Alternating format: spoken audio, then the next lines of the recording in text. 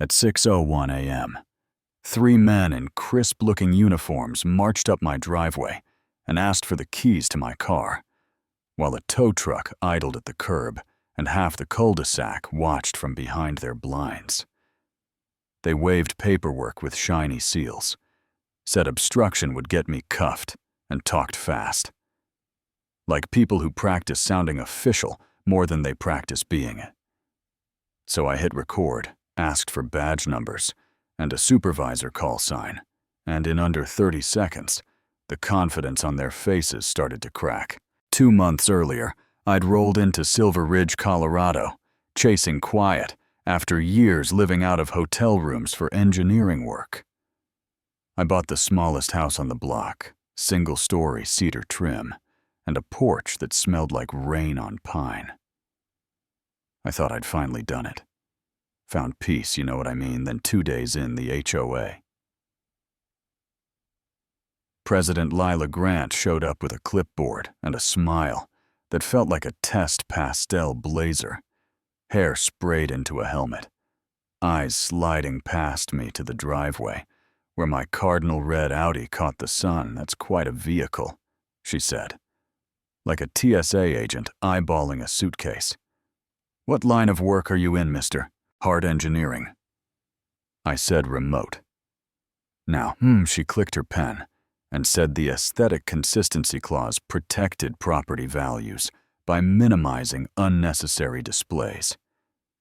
She tasted those words as she wrote them 3 days later. A violation hit my mailbox. Unapproved exterior. Vehicle color. Producing economic disparity.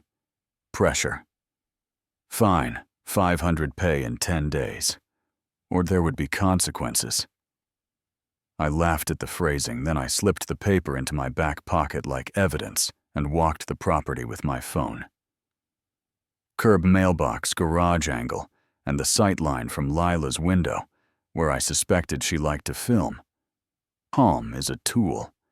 It buys time. Time buys options. I started a desktop folder. Evidence color. Tabbed the CCRs and the clause she loved. Looked wrong in a way only process nerds notice.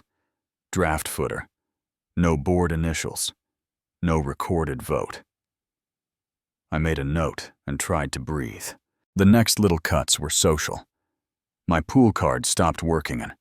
An email blast told neighbors to report unusual activity near Lot 28, which apparently meant me opening my garage at 6:40 to grab a toolbox.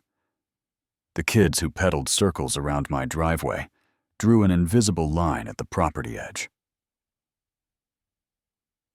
Mr. Simon started pulling his dog a little closer at the coffee shop. The barista asked if I was the guy with the car. Rumor does lapse in places like this. Unemployed crypto shady money. Take your pick then. City Code knocked Officer Dan Landry. Decent man, apologetic eyes. Anonymous tips about unpermitted work. I showed permits with my name-stamped drawings. The inspection report, he checked boxes and said the tips were coordinated. He didn't say by whom. He didn't have to. I went to the board meeting out of some naive belief that adults could talk. Thursday, 7 p.m. Fluorescent lights, folding chairs. Lila at center, like a judge. A projector, clicking through photos of my house. Like shame itself, added. Enforcement power. Mr. Hart refuses to comply with Silver Ridge standards. She said, slide 7. Non-standard high-gloss wrap that creates aspirational strain. I raised my hand and asked for the adoption record of minutes. Vote County filing. It got usefully quiet. 2 board members looked at each other. Lila switched slides and told the room. We weren't here to debate the law, then she cut the mic. When I read the faint draft footer into her microphone, the vote passed anyway. Because fear travels faster than facts on my way out. A neighbor I didn't know. Naya squeezed my elbow and whispered document everything, then moved like I was a crime scene. The next morning, a black business card slid under my door. Front Range Asset Services Vehicle, Logistics by Sunset. There was a neat little self-tapping screw in my front right tire, shallow enough to slow leak without drama. That's when I stopped telling myself this would blow over. I hired an HOA attorney, Jordan Hale thrift store, blazers and a highlighter addiction. In an hour, he circled what I'd circled, and 3 things. I hadn't no authority to seize from a deeded driveway.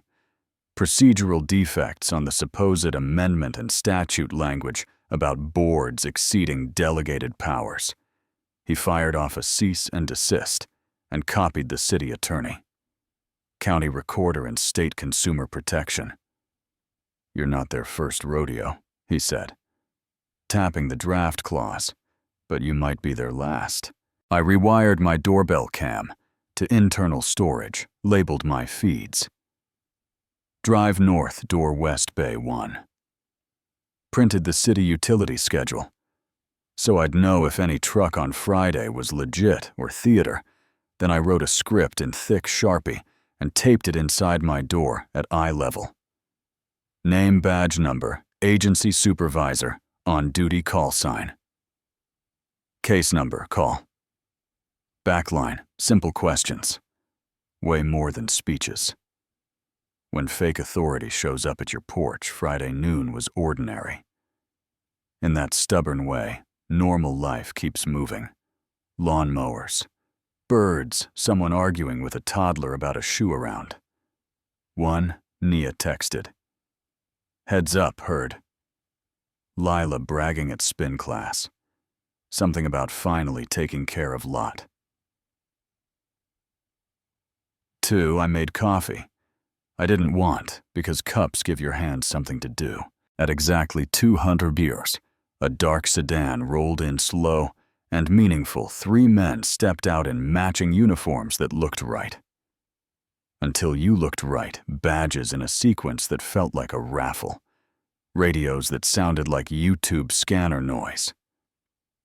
The tow truck behind them wore a magnetic decal and a plate mysteriously dirty, where numbers mattered. The lead rang started speaking before the door fully opened. Officer Johnson, Federal Tax Enforcement seizure order for the red Audi. Hand over the keys, yeah. That happened. Federal tax enforcement is not a thing. Not like that.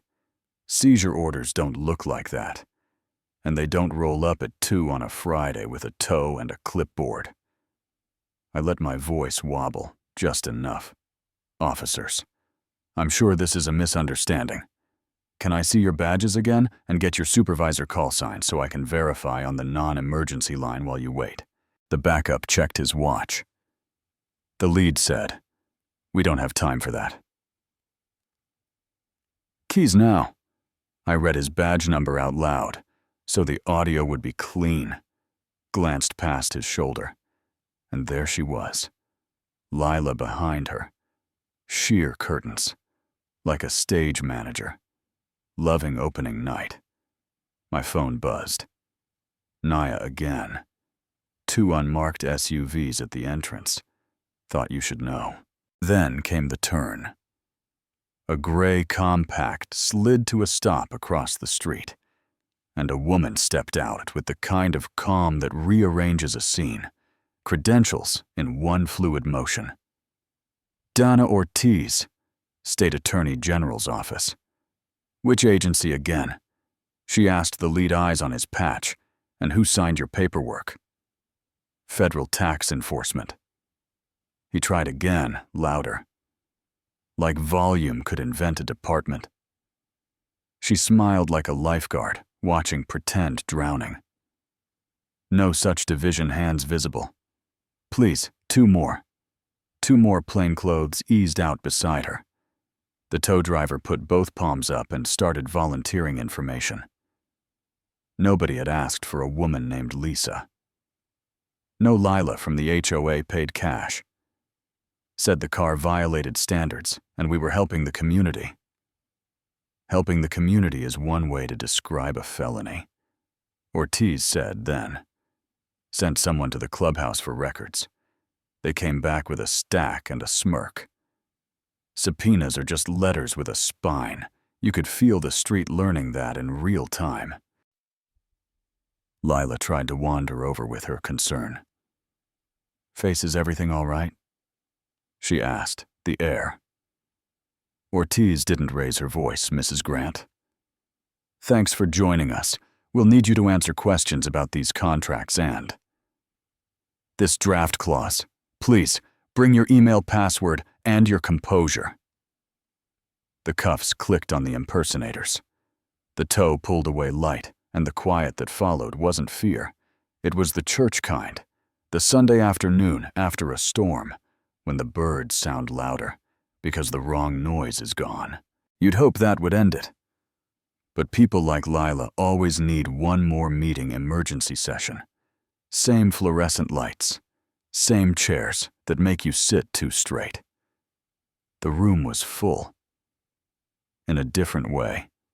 Not rubbernecking, not performative. Anger, full of people who finally wanted the truth. Lila opened with property values and safety papers, shuffling like applause. Jordan slid our binder across my knees. Authorization recorded amendment procurement, all color-coded. Because of course, when it was my turn, I didn't quote statutes. I talked about moving in. About Mrs. Alvarez's lemon bars, about Mr. Simon's ladder and his knee, about how kindness got rebranded as risk, how Lila taught people that being friendly was a liability you didn't enforce. Rules, I said, keeping it plain because plain land's harder. You invented them. You didn't call the police. You hired actors. You didn't protect value. You taught us to be afraid of each other and called that safety. Jenkins, retired mail carrier, stood like his joints were negotiating with him. I voted with her because it felt easier. He said, "That won't happen again." Naya raised her hand. "We're not props." She said that line stuck to the walls, the vote to suspend. Lila moved like a tide once the room allowed shame in. Ortiz stepped forward. "Lila Grant, you are under arrest for conspiracy to impersonate law enforcement, attempted fraud, and intimidation under state statute. Please stand, chair legs scraped, metal, touched wrist." A hush rolled out like fog. And for me, that's where it ended. The week after the board talked crosswalk paint by the bus stop. Stump grinding on the South Trail, which trees won't lift sidewalks. The fake clause died in 3 minutes. A local news van came by. I stayed off camera. I didn't want the lower third that says HOA drama with my car. As B-roll, the people who mattered had watched the whole thing from their windows. Neighbors remembered how to wave again. Naya brought a pie that smelled suspiciously like the bakery down the hill, and we ate it with plastic forks on my porch, while the sunset turned the sky the color of a bruise healing. Sometimes, I still glance at the driveway and listen for diesel idle. Sometimes, I narrate my chores in my head, so nobody thinks I'm up to something. Mason is taking out recycling, not starting a crypto mine. Mostly, I learned this. You can be calm without being compliant. A real badge doesn't flinch when you ask for a supervisor. Simple questions weigh more than speeches, and the line between community and control is only 1 meeting wide. So tell me, was I right to push back, or did I drag a neighborhood into a fight? It didn't want. Did Lila protect value, or just protect herself? Have you seen power used to help a community, or to punish it? Drop your take where you're watching from what your HOA tried. Who stood up?